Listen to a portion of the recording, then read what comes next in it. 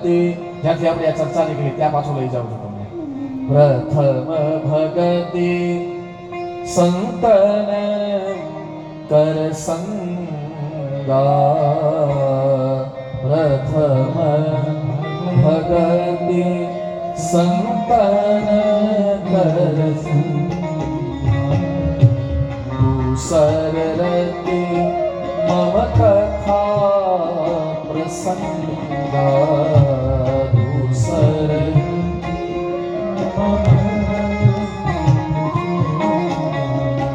તો પહેલી ભક્તિ સંતોનો સંગ અને બીજી ભક્તિ દૂસર રતિ મમ કથા પ્રસંગ એટલે શાસ્ત્રનો સંગ.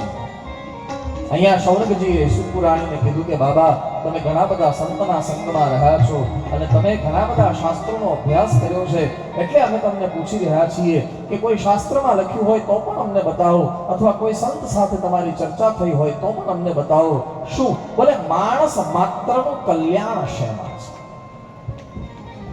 એવી કઈ વસ્તુ આપણા હાથમાં આવે કે આપણે એમ કહી શકીએ મારું કલ્યાણ થયું? અને પરિણામે સુપુરાણી જવાબ આપવા માટે તૈયાર થયા. મેં ગઈકાલે યાદી આપી હતી આપને. પોતાના ઈષ્ટ આરાધ્ય સદગુરુ સ્વામી એવા ભગવાન શુકદેવજીની વંદના કરી, ત્યારબાદ ભગવાન નારાયણ, ભગવતી સરસ્વતી અને ભાગવતના રચયિતા ભગવાન વ્યાસની વંદના કરી અને પહેલા પ્રશ્નનો જવાબ આપવા માટે તૈયાર થયા છે. માણસનું કલ્યાણ શેમાં? પહેલા તો આપણે બધાએ એ વસ્તુ વિચારવાની જરૂર છે સાથે મળીને કે કલ્યાણ એટલે શું? સંસારની સુવિધાઓ હાથમાં આવી જાય એટલે આપણે કહી દઈએ મારું કલ્યાણ થયું, તો એ સત્ય છે ખરું? નહીં. સંસારની સુવિધાઓ, આ સંસારની પ્રતિષ્ઠાઓ, સંસારે આપેલી ઇજ્જત, આ બધું છે ને સાહેબ, ક્યારે પાછું સંસાર લઈ લે એનું કાંઈ નક્કી નથી. કલ્યાણ તો એને કહેવાય કે જે એકવાર આપણી પાસે આવ્યું પછી શાશ્વત રહેવું જોઈએ, સતત હોવું જોઈએ. હા, કલ્યાણ એક એવું ફળ છે કે જે એકવાર આવી ગયું પછી મુરઝાય નહીં, એ ખાટું ન પડે, હા, એ ગળી ન જાય, એ ફળ તાજું જ રહે. એ કલ્યાણ એને કહેવાય જે શાશ્વત હોવું જોઈએ. અને અહીંયા શબ્દ પણ છે આંતરિક કલ્યાણ, બાહ્ય નહીં. આપણા હાથમાં 2-5 રૂપિયા આવી જાય, 2-5 કરોડ રૂપિયા આવી જાય ને પછી આપણે એમ કહી દઈએ કે મારું કલ્યાણ થઈ ગયું સાહેબ, તો એ તો સંતોએ બહુ સુંદર એક દ્રષ્ટાંત આપ્યું છે કે ઉંદરડાની મુઠ્ઠીમાં 2 જુવારના દાણા આવે અને ઉંદરડો એમ સમજે કે મારી આખી મુઠ્ઠી ભરેલી છે. આવું છે મારા વાળા. હા, બાલિશતા છે, બચપન છે કે માત્ર સંસારની સુવિધાઓને જે કલ્યાણ માનીને બેઠા છે. ના, કલ્યાણ કયું? બોલે કલ્યાણ એ જ છે કે જે શાશ્વત હોવું જોઈએ, જેનું કલ્યાણ થયું હોય એ બહાર દેખાય નહીં. જરા ધ્યાન આપજો મારા. હા, સમાજ ક્યાંક જો અંધશ્રદ્ધાની જગત ઓલા પર જતો હોય ને તો એના માટે આ બહુ સટીક છે. તમારા દુઃખને કોઈ દૂર કરી લે તો એનો અર્થ એ નથી કે એની પાસે કલ્યાણ છે એટલે તમને આપી રહ્યો છે. ના, એની પાસે કોઈ વિદ્યા છે, એના દ્વારા તમારું દુઃખ દૂર થઈ રહ્યું. કલ્યાણ તો એને કહેવાય કે એક દીવો પ્રજ્વલિત હોય,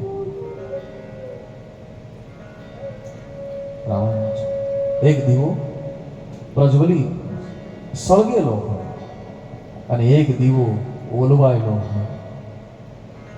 તેલ ને વાટ આમાં પણ છે, તેલ ને વાટ આમાં પણ છે. આ સળગેલો છે. અને ધીરે ધીરે ધીરે ધીરે ધીરે ધીરે બે દીવાને નજીક લાવો. જે દીવો સળગેલો છે ને સ્થિર હશે, સ્થિર હશે. ધીરે ધીરે નજીક લાવો અને જ્યાં નજીક અડવાની તૈયારી હશે, હજી અડ્યો નથી દીવો, વાટને અડી નથી, થોડોક દૂર હશે ને ત્યાં જે સળગેલો દીવો છે ને એ ફફડશે. શું કામ? ઓલવાયેલાને જલાવવા માટે, સળગાવવા માટે. અને એક વાર સ્પર્શ થઈ જશે એટલે આ પણ સળગી જશે. રાયચંદભાઈ, આનું કાંઈ ન ગયું અને આને બધું મળી ગયું. સમજાયું? આનું કાંઈ ન ગયું. જે સળગતો હતો ને એનું કાંઈ ન ગયું, અને જે ઓલવાયેલો હતો એને બધું જ મળી ગયું. આનું નામ છે કલ્યાણ. આ છે કલ્યાણ. જેના સ્પર્શ માત્રથી, જેના વચન માત્રથી અર્જુન એમ કહી શકે કે મારું કલ્યાણ થયું છે, કારણ કે ભગવાન કૃષ્ણ એને સ્પર્શ પણ આપ્યો છે અને ભગવાન કૃષ્ણએ એને વચન પણ આપ્યું છે. શ્રીમદ ભાગવતમાં ઉદ્ધવજી એમ કહી શકે કે મારું કલ્યાણ થયું છે કારણ કે ગૃહીત્વા પાણીનામ પાણી, સ્પર્શ પણ મળ્યો છે, સન્નિધિ પણ મળી છે, સાનિધ્ય પણ મળ્યું છે અને વચન પણ મળ્યું છે. કલ્યાણનો અર્થ છે કોઈ પણ રૂપમાં ઈશ્વર આપણી સામે આવી જવો જોઈએ. કોઈ પણ રૂપમાં, પાછો એક વાર કહી દઉં, કોઈ પણ રૂપમાં. હા, વચનથી એટલે કે શબ્દોના રૂપમાં પરમાત્મા આપણી પાસે આવી જાય તો પણ આપણું કલ્યાણ. વિદ્યાના રૂપમાં પરમાત્મા આપણી પાસે આવી જાય તો પણ આપણું કલ્યાણ. કોઈ વિધાના રૂપમાં પરમાત્મા આપણી પાસે આવી જાય તો પણ આપણું કલ્યાણ. કોઈ પણ અર્થમાં પણ પરમાત્માના અંશમાંથી કંઈક ને કંઈક આપણી પાસે આવવું જોઈએ. ઓલો દીવો, પ્રગટેલો દીવો છે ને, એની નજીક જવું પડે, યા તો એ પ્રગટેલા દીવાએ આપણી પાસે આવવું પડે, અને યા તો આપણે જઈને એ પ્રગટેલા દીવાને અડવું પડે. ગમે યાત્રા બેમાંથી એકની જરૂરી છે. હા, પરમાત્મા, બસ પરમાત્માની પ્રાપ્તિ એ જ કલ્યાણ, જે શાશ્વત છે. બાકી આ જગત નાશવંત છે, બધું જ નાશવંત. મેં ગઈકાલે કે પરમ દિવસે કથા શરૂ કરતા પહેલા એમ પણ કીધું હતું કે સૂર્ય ભલે પ્રદીપ્ત છે પણ એક દિવસ એ પણ બુઝાઈ જવાનું છે. નાશવંત એ પણ છે. એક દિવસ એવો આવશે આ પૃથ્વી પર કે સૂર્યનો પ્રકાશ નહીં હોય, ભલે કરોડો વર્ષ પછી, 2 કરોડ વર્ષ પછી, ગમે ત્યારે, પણ એક દિવસ આ થવાનું છે. હા, પરમાત્માનું કલ્યાણ. અને પરમાત્માનું કલ્યાણ થાય, પરમાત્મા મળે એટલે કે પરમાત્મા આપણને મળે ને આપણું કલ્યાણ થાય. એ પરમાત્મા મળે એના 3 માર્ગની ચર્ચા ભાગવતમાં કરી છે. પહેલો માર્ગ જે ભગવાન સુધી જવાનો છે એનું નામ છે જ્ઞાન. બીજો માર્ગ જે છે એનું નામ છે ભક્તિ, અને ત્રીજો માર્ગ જે ભગવાન સુધી પહોંચવાનો છે એનું નામ છે વૈરાગ્ય. ભાગવતના 3 પ્રશસ્ત માર્ગ છે. કોઈ પણ તમને પૂછે ને ભાગવત કયા રસ્તા પર ચાલે, તો એને કહેવાનું 3 રસ્તા પર ચાલે. ભગવાનને મળાવવા માટે, ભગવાન સુધી પહોંચાડવા માટે ભાગવત યા તો આપણને વૈરાગ્યના માર્ગે લઈ જશે, યા તો ભક્તિના માર્ગે લઈ જશે, અને યા તો જ્ઞાનના માર્ગે લઈ જશે. પણ તમને એક વાત યાદ આપી દઉં હું સાહેબ, પાછી આ ભલે રસ્તા 3 દેખાય પણ એક જ છે. હા, ભલે અહીંથી એમ લાગે કે આ સુખાલા જવા માટે અરનાલા પાટી થઈને આવ્યા. ઘણા લોકો સુખાલા આવવા, હું રોજ આવું તો ધગડમાળાના રસ્તે આવું, બરાબર ને મોહનભાઈ? એ જ માર્ગે આવી. હા, ઘણા લોકો આવે તો આમ મરી માતા થઈને આવે, તો શું સુખાલા ના પહોંચાય? પહોંચાય જ નહીં. જવું છે સુખાલા, પછી રસ્તો કોઈ પણ હોય. ઘણા લોકો આમ ગોળીમાં થઈને આવે. કેટલા બધા રસ્તા છે. અમારા જો માસ્તર છે, માસ્તર તમે કયા રસ્તે આવો? હે, કાકડ કુવા થઈને તમે આવો, કાકડ કોપર થઈને આવો, બરોબર છે. તો શું એ અહીંયા ન પહોંચે? ભલે લાગે અલગ અલગ રસ્તાઓ છે પણ અંતે એક જ જગ્યાએ મળે છે. એમ જ્ઞાનથી ભગવાન સુધી પહોંચો, ભક્તિથી ભગવાન સુધી પહોંચો, કે વૈરાગ્યથી પરમાત્મા સુધી પહોંચો. ભલે લાગે કે રસ્તાઓ અલગ અલગ છે પણ મળે તો એક જ જગ્યાએ છે. આપણા ગામમાં નદી છે, સુખાલામાં નદી છે. નદી છે કે નહીં? આજુબાજુ નદી છે કે નહીં? કોલક. એક હું આવું ત્યારે રસ્તામાં એક નદી આવે, કોતર. હા, એ જ ને. હવે તમે મને એમ કહો, એ નદી અહીંયા સુખાલા છે, બરાબર? સુખાલાથી 1-2 કિલોમીટરમાં હશે. સુખાલામાં દરિયો છે, સમુદ્ર છે? નથી. પણ તમારે સમુદ્ર સુધી પહોંચવું હોય તો તમને એક રસ્તો બતાવો. સમુદ્ર કઈ દિશામાં છે, કયા રસ્તે જવું, આ કાંઈ ગોતવાની જરૂર નથી. એ નદી જેમ વહે છે એમ ચાલતા ચાલતા એના કિનારે જતા રહ્યો એટલે એક દિવસ તમે સમુદ્ર સુધી પહોંચી જશો. એમ ભગવાન કઈ દિશામાં છે અને કેમ રહે છે એ મગજમારી કરવાની જરૂર નથી. આ જ્ઞાન, ભક્તિ અથવા વૈરાગ્ય, આ ત્રણેય નદીના કોઈ પણ એક કિનારા પર ચડી જાઓ એટલે એક દિવસ તમે મહાસાગરે પહોંચી જશો. કઈ કરવાની જરૂર નથી. બધું અઘરું કરી નાખ્યું. હા, આમ બેસીને જપ કરવા પડે ને ગોઠણ આમ વાળવા પડે ને ગોઠણ હાલતા હોય તો ઠીક છે, નકર વળી જાય તો ઓપરેશન કરાવવું પડે. વળી પાછું આમ બેસવું પડે ને આમ કરવું પડે, ઓલાને આમ પગે લાગવું પડે ને ભગવાનને તો આમ પગે લાગવું ને આમ કરવું ને ફોટા આમ રાખવા ને ઓલી દિશામાં રાખવા. મને ઘણી જો કર્મકાંડ પણ કહે છે, હું એનો વિરોધ ન કરું ક્યારેય, કારણ કે મારું ભાવ અને મારી નિષ્ઠા કર્મકાંડમાં છે. હા, યજ્ઞ કાર્યમાં કર્મકાંડમાં મારી નિષ્ઠા છે, પણ કર્મકાંડ પૂરતી એ રાખો. ઘરમાં પછી તમે ઓલું કરો ને કે આ ફોટો આપણે આ દિશામાં રાખ્યો ને ભગવાનનો એટલે આપણને તકલીફ પડી.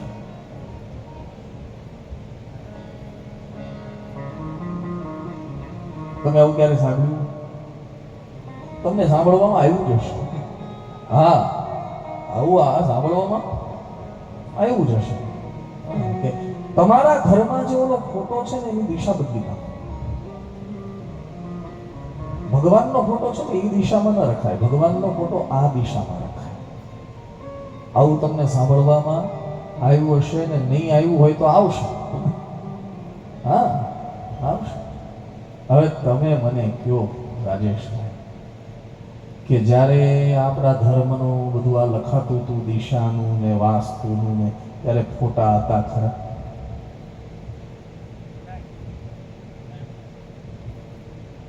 ત્યારે ફોટા હતા નહોતા? તો ફોટાનું શું કામ લખ્યું હોય? અને બીજું 10 દિશા છે. 10 દિશા, આપણી 4 દિશા નથી. આપણી કેટલી દિશા છે? 10 દિશા છે. હા, જે પૂર્વ, પશ્ચિમ, ઉત્તર, દક્ષિણ 4 દિશા, પછી ઈશાન, નૈઋત્ય, અગ્નિ ને વાયવ્ય 4 ખૂણા એ પણ દિશા જ છે. ઉપર ઉર્ધ્વ, નીચે અનંત, કુર્મ, આ 10 દિશા થઈ. આ 10 દિશામાં ભગવાન છે. તો હવે તમે ફોટો કઈ દિશામાં રાખશો? કયો 11મી દિશા છે તમારી પાસે કોઈ? હે, આ 4 ખૂણા, 4 દિશા, ઉપર ને નીચે. હવે રહ્યું શું બાકી? હવે બધી જ જગ્યાએ રામાયણમાં તો શબ્દ છે, નામ જપત મંગલ દિશી દશહુ. 10 દિશા. હવે તમે ભગવાનનો ફોટો આમ રાખો આ દિશામાં, તો અહીંયા ભગવાન નથી, છે કે નહીં? પછી આ દિશામાં રાખો તો અહીંયા ભગવાન નથી. ભગવાન બધે જ છે. દિશા બદલવાની જગ્યાએ પોતાની દશા બદલો ભગવાન તરફ જવાની, તો ભગવાન સુધી પહોંચાશે. મારા વાલા, આ બધી વસ્તુઓ છે ને કોઈક લાભ લઈ જશે તમારો.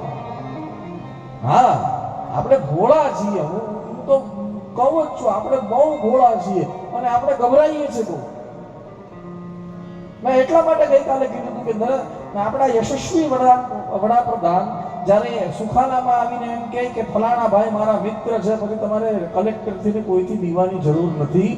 એમ રામકૃષ્ણ અને શિવ જ્યારે એમ કહે છે કે તમે મારા છો, પછી આ બીજા બધાથી દીવાની જરૂર નથી. આપણું કલ્યાણ ઈ જ કરી દેવાના છે.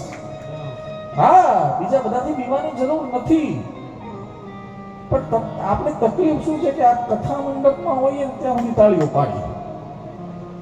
જેવા ઘરે ગયા ને કોઈ છીંક ખાધી ને એટલે તરત એમ કહે કે યારું તકલીફ પડવાની. લે શેની? અત્યારે હું આ 3 કલાક મેં આંતરડા ફાડી નાખ્યા. નહીં, સંવિધાનને સંવિધાનની રીતે માનો. હા, ગભરાઈને નહીં. જો આપણા ભારતનું સંવિધાન છે ને એ પણ આપણા રક્ષણ માટે છે. તમે ગાડી ચલાવો ત્યારે સીટ બેલ્ટ પહેરો, એ સંવિધાને અત્યારે નક્કી કર્યું છે, કાયદાઓએ નક્કી કર્યું છે કે ભાઈ ગાડી ચલાવો ત્યારે સીટ બેલ્ટ પહેરો, તો એ તમને ગભરાવવા માટે નથી, એ તમારી રક્ષા કરવા માટે છે. હા, જે પણ આપણું ભારતનું એવી રીતે આપણા ધર્મનું પણ સંવિધાન છે, એ ગભરાવવા માટે નથી, એ આપણી રક્ષા માટે છે. જરૂરી એ છે સાહેબ, ઈ તરફ ધ્યાન આપો. હા, ઈ તરફ ધ્યાન આપો. યા તો જ્ઞાનનો માર્ગ પકડી લો, યા તો ભક્તિનો માર્ગ પકડી લો, અને યા તો વૈરાગ્યનો માર્ગ. બધા પહોંચે છે એક જ જગ્યાએ. બસ જેમ નદી કોઈના કોઈ રીતે સમુદ્રને પહોંચી જાય, એમ આપણે ગમે એ રસ્તે ચાલીએ ને અંતે તો. એટલા માટે અમારા કર્મકાંડમાં એક શ્લોક પણ છે કે યથા ગચ્છતિ સાગરમ આકાશાત પતિતમ તોયમ. આકાશમાંથી વરસાદ પડે. જો આજે કેવું વાતાવરણ છે, હે, બીવડાવે એવું વાતાવરણ છે. આ વરસાદે આ વખતે ખબર નહીં શું ખેડૂતોને કેટલા હેરાન કરી નાખ્યા. હે, બાકી નવા વર્ષ પછી વરસાદ પડે આપણે ત્યાં ક્યારે? કાલે અમારા ધરમપુરમાં ધડબડાટી બોલાવી દીધી. હા, એટલો બધો વરસાદ આવ્યો, ખાલી અડધો કલાક પણ આપણી ભાષામાં કહો તો ગામબારા પાણી કાઢી નાખ્યા. એટલો વરસાદ. હા, આકાશાત પતિતમ તોય. આકાશમાંથી પાણી પડે. પડે ક્યાં? પૃથ્વી પર. પણ તમે જોજો સાહેબ, આકાશમાંથી પાણી પડે ને એ પૃથ્વી પર પડે, પણ કોઈને કોઈ રસ્તો કરી અને એ સમુદ્ર સુધી પહોંચી જાય. પહોંચી જાય કે નહીં? એ ના પહોંચે. ગમે ખાડો ખાબોચ્યું ઝરણું પકડી અને નદીમાં ભળી જાય, અને નદી એને પહોંચાડી દે સમુદ્ર. આકાશમાંથી ગમે ત્યાં પાણી પડે, કોઈ ના કોઈ રસ્તે એ સમુદ્રને મળી જાય. એવી રીતે તમે ગમે દેવતાને પ્રણામ કરો, એ કૃષ્ણ સુધી પહોંચી જ જાય. આકાશાત પતિતમ તોયમ યથા ગચ્છતિ સાગરમ સર્વદેવ નમસ્કારમ કેશવમ પ્રતિગચ્છતિ. જ્ઞાન, ભક્તિ અને વૈરાગ્ય ત્રણ પ્રશસ્ત કર્યા માર્ગ ભાગવતમાં. ભાગવત કયા રસ્તે ચલાવે? બોલે યા તો જ્ઞાનના રસ્તે ચલાવે, યા તો ભાગવત ભક્તિના રસ્તે ચલાવે, અને યા તો ભાગવત વૈરાગ્યના રસ્તે ચલાવે. પણ આ બધા એકના એક છે, મળે તો એક જ જગ્યાએ છે. હા, એક જ જગ્યાએ. એટલા માટે અહીંયા સુપુરાણીએ છે ને એક શબ્દ વાપર્યો છે કે આ ત્રણેયને અલગ કરવા કરતા ત્રણેય આપણા જીવનમાં મારા પરથી આવી જાય ને તો આપણી ગતિ વધી જાય. અને એટલા માટે સુપુરાણીએ શૌનકજીને કીધું છે, કલ્યાણ જેને પોતાનું કરવું છે એને જ્ઞાન, ભક્તિ અને વૈરાગ્ય ત્રણેયને હૃદયમાં લઈ આવવા જોઈએ. અને કેવી રીતે લઈ આવવા જોઈએ? બોલે વાસુદેવે ભગવતી ભક્તિ યોગ પ્રયોજિત જનયત્યાશુ વૈરાગ્યમ જ્ઞાનં ચ યદ હેતુકમ. હા, ભાગવત ત્રણ માર્ગે ચલાવે: જ્ઞાન, ભક્તિ અને વૈરાગ્ય. સુપુરાણીએ બહુ સુંદર આપણને સરળ પડે એવું કરી આપ્યું. ભગવાનની કથા સાંભળો. વાસુદેવે ભગવતી. હા, ભક્તિનો આરોપ કરી દીધો. કઈ કરવાની જરૂર નથી, કોઈ ભક્તિ કરવાની જરૂર નથી, કોઈ વૈરાગ્ય, કોઈ જ્ઞાન અર્જિત કરવાની જરૂર નથી. પહેલું સ્ટેપ, પહેલું પગથિયું એટલું જ કે ભગવાનની કથા સાંભળતા થઈ જાઓ. ભગવાનની કથામાં રુચિ જાગે, ભગવાનની કથામાં પ્રેમ જાગે, એટલે એની મેળે ભક્તિ નિર્માણ થઈ જશે. એની મેળે કંઈ કરવું નહીં પડે. ભક્તિનો અર્થ છે જોડાવું, સતત એની સાથે જોડાયેલું. પતિ અને પત્ની એકબીજાના ભક્ત કહેવાય, કારણ કે જોડાયેલા છે. હા, ભક્તનો અર્થ છે જોડાયેલા, સતત જોડાયેલા રહે. સતત ભગવાનની કથા સાંભળો એટલે એની સાથે જોડાણ થાય, એ ભક્તિ છે. એ ભક્તિ કરતા રહ્યો એટલે એક દિવસ એવો આવશે કે આ સંસારને તમારે છોડવો નહીં પડે, સંસાર એની મેળે છૂટી જશે. ઘણા લોકો એમ કહે કે વૈરાગ્ય પહેલા છોડવું પડે પછી ભક્તિ કરવી પડે. નહીં, ભાગવત એમ કહે છે છોડવાની જરૂર નથી. ભક્તિ કરતા રહો, એક દિવસ એવો આવશે કે તમારે છોડવું નહીં પડે, એની મેળે છૂટી જશે. અને એની મેળે છૂટે ને એ જ સારું. પરાણે જે છોડે ને એ તો બીજું કંઈક પકડી લે. હા, એક ભાઈ મને મળ્યો તો, મને કે ભાઈ મેં બીડી છોડી દીધી. હું તો રાજી થઈ ગયો. 6 મહિને મને ખબર પડી કે હવે ગાંજો શરૂ કર્યો છે. હા, પરાણે છોડવા વાળો બીજું શું પકડી લે એનું કાંઈ નક્કી નહીં. એની કરતા એની મેળે છૂટવું જોઈએ. એની મેળે સત્સંગેન વિનોદ્ભવ.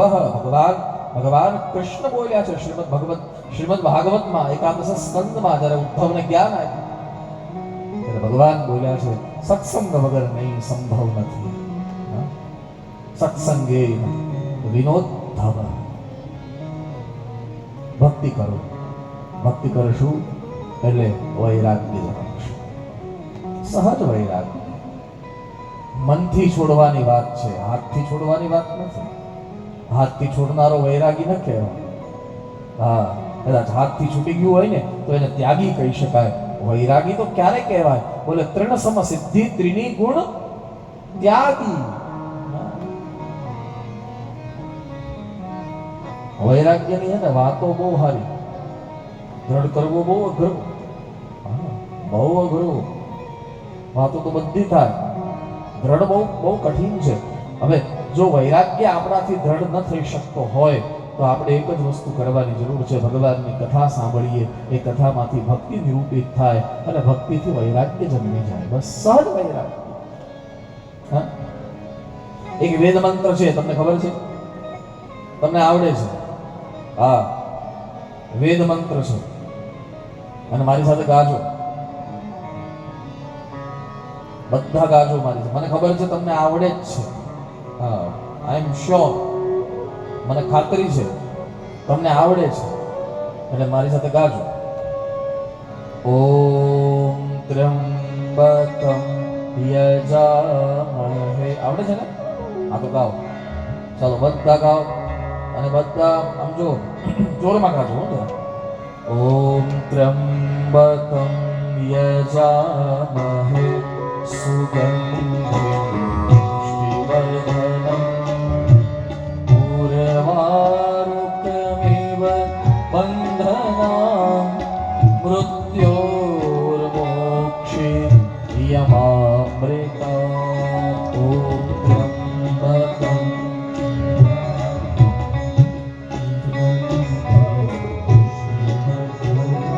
ગાતા નથી તમે?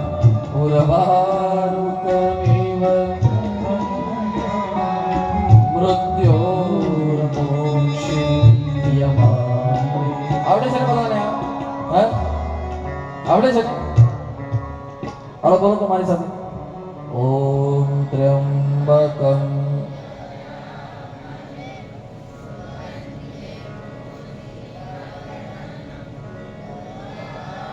રૂકમિવ મૃત્યોર્મોક્ષે. થોડો અવાજ ઓછો આવ્યો, જરા ઓછો આવ્યો. હજી એકવાર જરા જોરમાં. થોડું જોરમાં. હા, કારણ કે મેં કાંઈ ધનસુખભાઈ એવો સાથે એવો કોન્ટ્રાક્ટ નથી કર્યો કે મારે એક લાઈન જ ગાવાનું છે. એવું કંઈ સહી કરી છે મેં? બધાએ ગાવાનું. તમે મને કીધું તો બધાને ગવડાવજો. હા, બધાને. મેં તો ધનસુખભાઈ તમને કહે બોલો, મારું ન માનવું હોય તો માનશો મારું?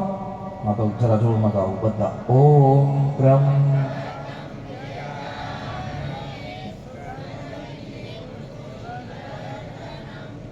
પૂર્વા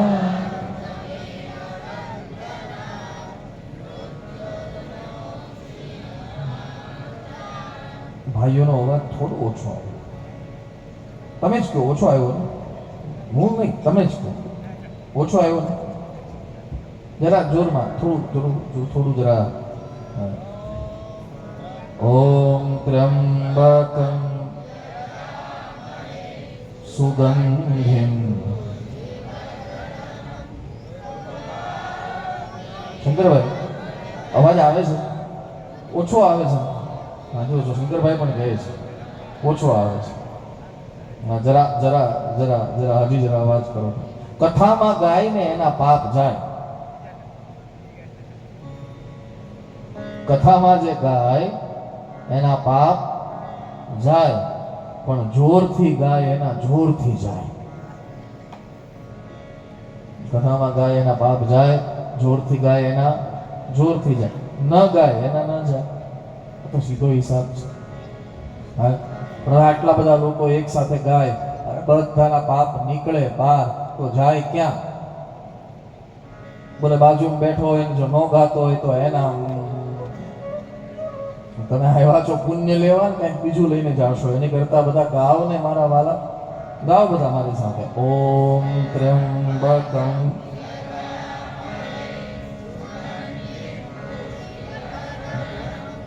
ઉર્વા મૃત્યોર. સરસ. આમાં એક શબ્દ છે, તમે જુઓ સાહેબ, ઉર્વા. ઉર્વા રૂકમિવ બંધના મૃત્યોર મોક્ષી યમામ. ઉર્વા એટલે કાકડી. વેદે એક રૂપક આપ્યું છે સાહેબ, કાકડી. કાકડી એટલે આપણે જે આ ચીગડું હોય ને કાકડી, એના વેલા સાથે મજબૂત બંધાયેલી હોય. તમે કાકડી કાચી હોય ને તોડવા જાવ ને તો આખો વેલો ખેંચાઈ જાય, પણ કાકડી એના નોકથી છૂટી ન થાય ક્યારે. એને તમારે છૂટી કરવી છે, કઈ કરવાની જરૂર નથી મારા વાલા. ધીરે ધીરે સમય જવા દો, એ કાકડી પાકશે એટલે એના નોખથી એની મેળે છૂટી જશે. એમ સંસારને પરાણે છોડવાની જરૂર નથી. ભજન કરતા રહો. ભજન કરતા કરતા એક દિવસ જ્યારે જીવન પાકશે ને ત્યારે આ સંસારને છોડવો નહીં પડે, સંસાર એની મેળે છૂટી જશે. ઉર્વા રૂકમિવ બંધના મૃત્યુર્મુક્ષી યમામૃતા. એનું નામ છે વૈરાગ્ય. બસ જનયત્યાશુ વૈરાગ્યમ. કથા સાંભળવાથી ભક્તિ મળે, એ ભક્તિથી વૈરાગ્ય મળે, અને એ વૈરાગ્યથી જે જ્ઞાન મળે, જ્ઞાનં ચ યદ હેતુકમ, એ જ્ઞાન મળે. જ્ઞાન પરમાત્મા ભગવાન કૃષ્ણ એમ કહે છે કે મને પ્રાપ્ત કરાવવામાં સમર્થ છે. કલ્યાણ માત્ર એટલામાં જ થાય. પરમાત્માની પ્રાપ્તિ માટે જ્ઞાન જોઈએ. જ્ઞાન માટે વૈરાગ્ય સંપાદિત થાય. વૈરાગ્ય માટે ભક્તિ કરવી પડે, અને ભક્તિ માટે કથા સાંભળવી પડે. શરૂઆત ક્યાંથી થઈ? સાંભળવાથી. એટલા માટે ભગવાન વ્યાસે પ્રથમ ભક્તિ કીધી છે શ્રવણ. શ્રવણથી શરૂ થાય. શ્રવણથી શરૂ થાય. પાછું શ્રવણ કરવું એટલે માત્ર ભાગવતની જ કથા શ્રવણ કરવી, અથવા માત્ર ભગવાન કૃષ્ણની જ કથા શ્રવણ કરવી, સાંભળવી, એમ નહીં. ભગવાન વ્યાસે ભાગવતમાં લખ્યું છે ભગવાન અજન્મા છે, પણ જ્યારે જ્યારે જેવા પ્રકારે ભગવાન પૃથ્વીને જરૂર પડી એવા પ્રકારે પરમાત્મા ભગવાન નારાયણે અવતાર લીધા છે. એમાં પહેલો અવતાર ભગવાન સનત કુમારનો છે. સનત કુમારો, ત્યારબાદ વરાહ ભગવાન, ત્યારબાદ નારદજી, ત્યારબાદ નારાયણ, ત્યારબાદ કપિલ ભગવાન, ત્યારબાદ દત્તાત્રેય, યજ્ઞ ભગવાન, વૃષભદેવ, પૃથુ, મત્સ્ય, કુર્મ, ધન્વંતરી, મોહિની, ભગવાન નરસિંહ, વામન, પરશુરામ, ભગવાન વેદવ્યાસ, ભગવાન રામ, બલરામ, કૃષ્ણ, બુદ્ધ અને કલ્કી. આ 24 અવતારની કથા ભાગવતમાં છે. જેની રૂચે, જેની નજીક પડે, જેની મજા આવે એ કથા સાંભળો. ભાગવતમાં છે ને 22 અવતારોની કથા છે, અને 2 અવતારોનું ભવિષ્ય કથન છે. આપણે જ્યારે આ ભાગવતની કથા કરવા બેઠા છીએ ને સુખાલામાં, ત્યારે ભાગવત લખાયું ને 5000 વર્ષ થયા છે, અને એટલા માટે ભાગવતમાં 2 અવતારોની કથા ભવિષ્ય તરીકે લેવામાં આવી છે. એક બુદ્ધો નામના જનસુતા કિકટેશુ ભવિષ્યતિ.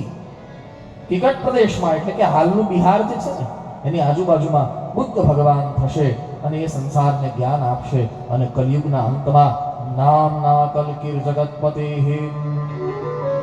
વિષ્ણુએશ બ્રાહ્મણને ત્યાં કલ્કી અવતાર થશે, અને કલ્કી અવતાર કલિયુગના અંતમાં થશે. કલિયુગની ઉંમર છે 4,32,000 વર્ષ. એમાંથી 5,000 વર્ષ ગયા છે, હજી 4,27,000 વર્ષ બાકી છે, પછી કલ્કી અવતાર થવાનો છે. હા, આપણે 4 જે યુગ છે ને એની ગણતરી છે. કલિયુગ અત્યારે જે આપણે યુગમાં જીવીએ છીએ એની ઉંમર છે 4,32,000 વર્ષ. એનાથી આગળ જે યુગ ગયો એનું નામ છે દ્વાપર.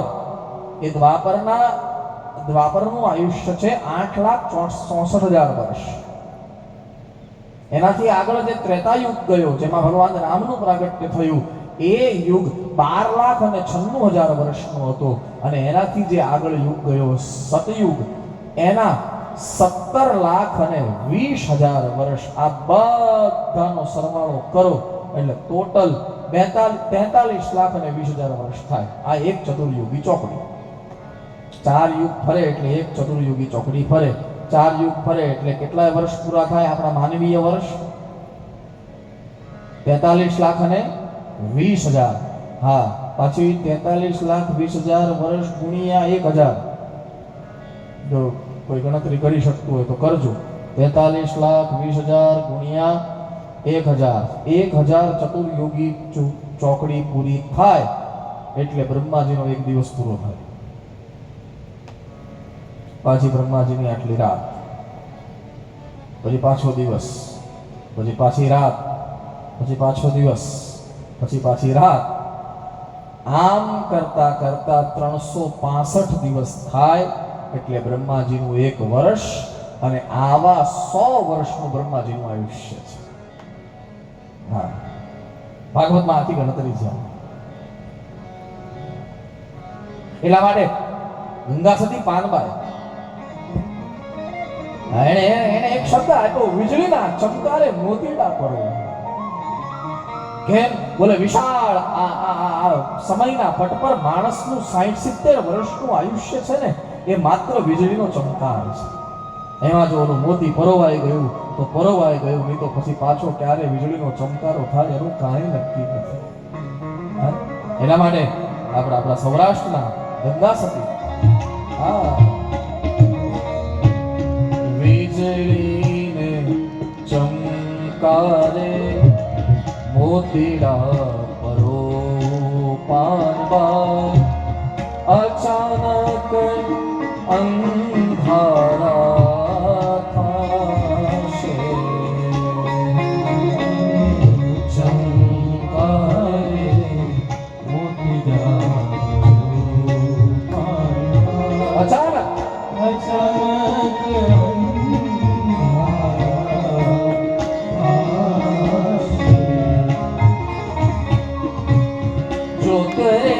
જોતામાં દિવસો વયા જાશે પાનબાઈ.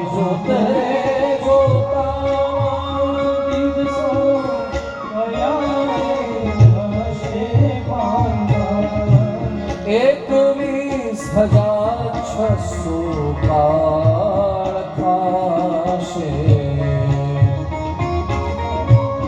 21,600 કાળ થાશે. વીજળીને ચમકાર